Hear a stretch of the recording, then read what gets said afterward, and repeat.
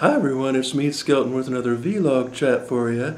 Well, I'm back in my studio room. I just want to show y'all what I've done over the last few years. I've made some improvements. I think I've really made it nicer and give it more flavor. So, first thing I did was, aside from painting the room, I added down some new flooring. Now I got this, it wasn't very expensive, it was from Amazon.com.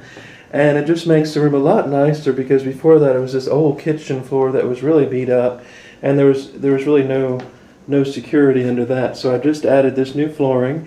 Here's my computer over here that I use for live streaming, and I have my Yeti microphone, and that picks up really well in this room because I just play over here with my PA set up.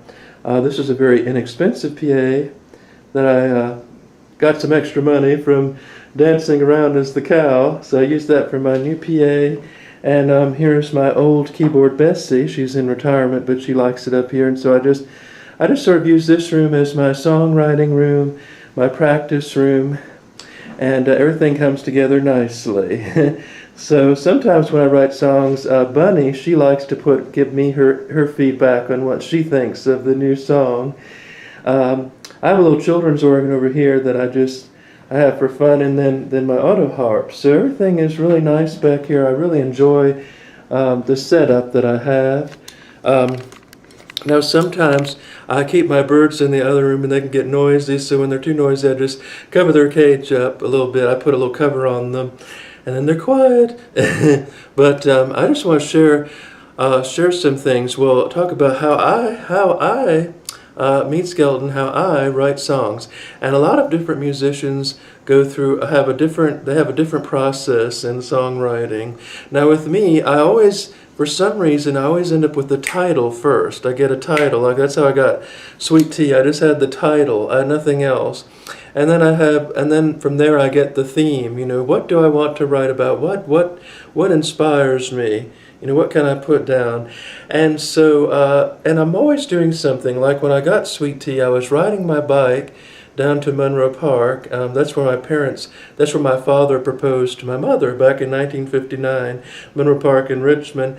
And I ride down there, and then all of a sudden it came to me, Sweet Tea. And sometimes I'll get the whole song in one swoop.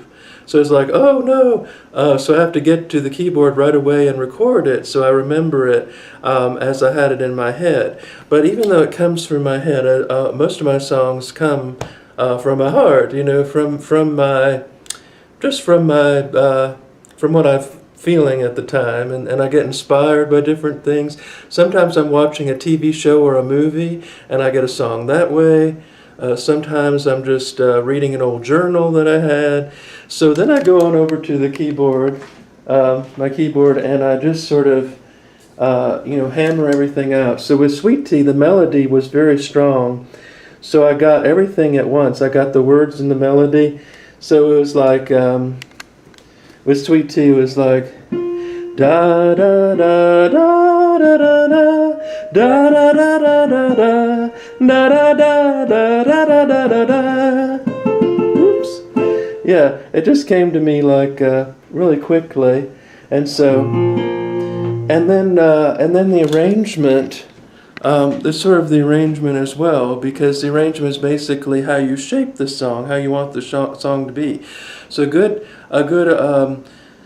idea of arrangement is putting different pieces together and what comes where. So from the outside looking in, when I gave that song to the band, they helped me with an arrangement for it. So we had this beautiful intro of the keyboard, and then the cymbal roll from the drum roll from the drums, and everything flowed in, and nothing comes in until a certain time. That's the arrangement, and arrangements can really help bring the song to life. But if you have a really good song, you could play a really good song on an old beat up guitar and it would still be a good song. But arrangements are what sort of, they're like the icing on the cake. So that's another layer to songwriting is arranging, and I'm not the best arranger, but I'm getting better at it, and it's fun. Yay!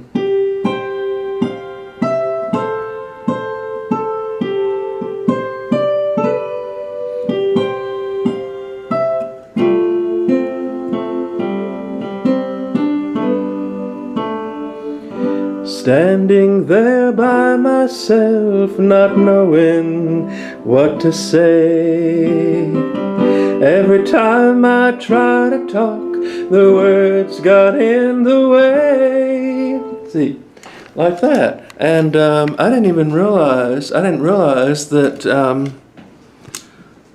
that was actually an arrangement. But it is an arrangement, because it's how you introduce the song. So when I did that in the studio, we had the cymbal roll, and then we had the background vocals, and then everything just rolled into the chorus. Kind of rolled in there, crescendo. I love that word, crescendo. It's Italian, and I love it.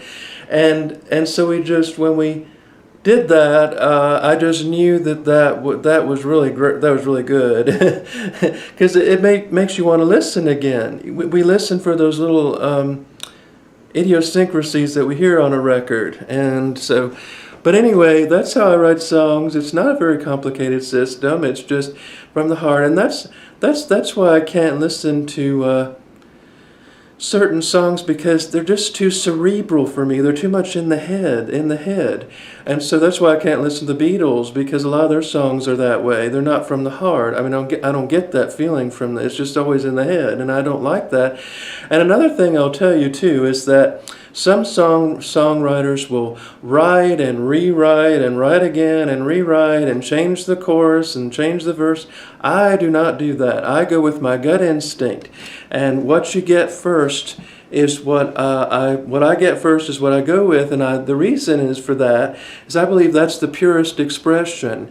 When you try to rewrite it, it just becomes too much in your head, and it's like you're trying too hard, and that's not good. And even if the song is not as good as it could be, I don't believe in rewriting it. I believe in going with what you get first, because that's the purest form, and that's the purest form of your song. And so why rewrite something when it doesn't need it? It doesn't need it. It's just, why fix it if it doesn't need it? That's just my personal thing. Now, some people will disagree with me, and they'll say, oh, well, your song could be so much better if you just change this word or that word. Well, that's a lot of hooey. I'm sorry, but I go with what the words come. That's the word I use. I don't change it very much. I might modify some things, especially if people get a little offended. Ooh. But I don't really change the words. I go with my gut instinct to songwriting. And that's a lot of instinct. So I just, I don't believe in rewriting, because why should you? You should go with what comes naturally.